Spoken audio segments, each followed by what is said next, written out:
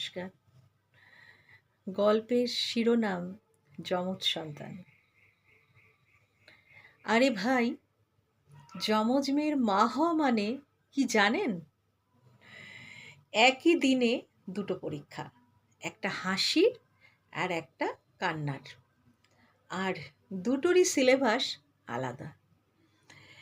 সকালে ঘুম ভাঙতেই একজন বলে, মা, আজ আমার স্কুলে যেতে ইচ্ছা করছে না। আর আরেকজন ঠিক ওই মুহূর্তেই বলে, মা, আজ আমিই প্রথম পৌঁছাবো। আমি তো দাঁড়িয়ে থাকি। যমজ হলে দুজনের মন নাকি আলাদার কারখানা থেকে তৈরি।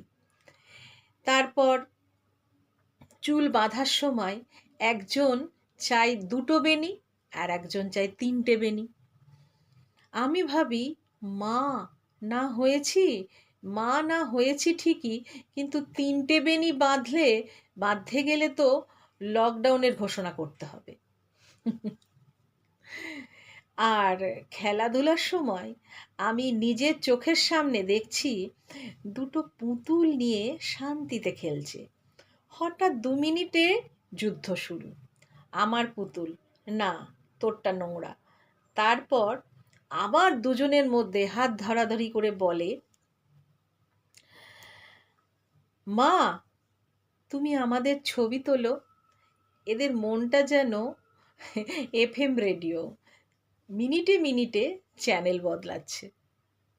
কিন্তু জানেন, রাত হলে যখন পাশে এসে গুটিসুটি মেরে শুয়ে পড়ে, একজন বলে, মা, তুমি না থাকলে আমি ঘুমাতে পারবো না। আর একজন বলে, মা, তুমি থাকলে দুঃখ দুঃস্বপ্ন আসে না। সেই কথা শুনলে আমার মনটা গলে যায়। একদিন তো ওরা আমাকে জিজ্ঞেস করলো, মা, আমরা কি তোমার কাছে একই রকম?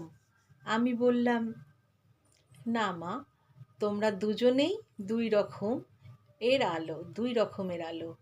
একজনের রোদের মতো উজ্জ্বল আর একজন চাঁদের মতো শান্ত।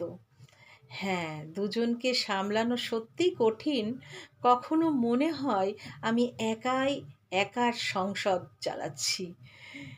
কিন্তু দিনের শেষে দুজন যখনই দৌড়ে এসে আমাকে জড়িয়ে ধরে বলে, মা, তুমি আমাদের পৃথিবীর সেরা, তখন মনে হয় আমার জীবনটা সত্যিই ভরে গেছে।